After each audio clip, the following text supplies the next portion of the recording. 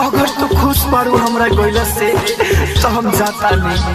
अगर तू खुश बारू हमरा गइला से तो हम जाता नहीं, फिर लौट के आइब ना। लेकिन एगो बात याद करी हो, कितना फोन करबो हम चाह के भी उठाइब ना। नमरे हमरे ब्लॉक कदना मोर नाम तू धरी हो।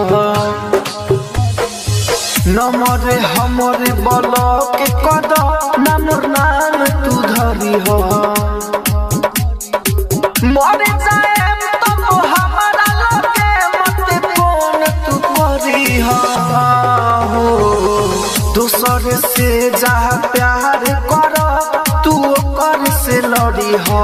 मरे जाएम तो हमारा लगे मत फोन तू करी हो। नमरे हमरे ब्लॉक कर नमर नाम तू धरी हो।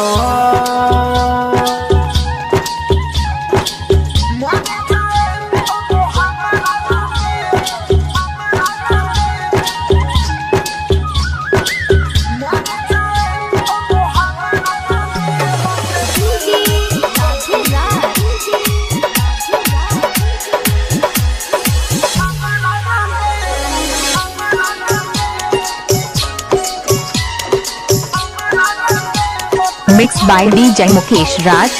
तुहरा के गोरी दिल से हम आपन ले रही मान हो।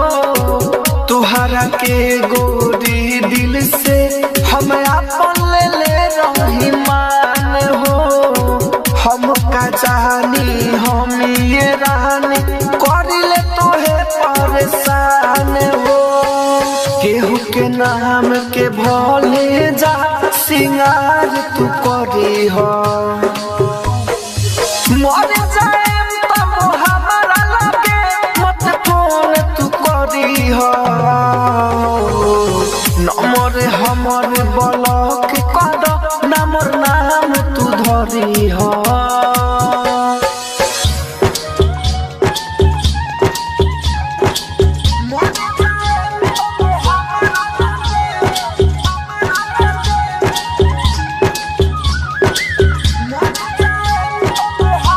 अगर आप चाहते हैं मुकेश ऑफिशियल मैथिली को तो हमारे चैनल को सब्सक्राइब करें।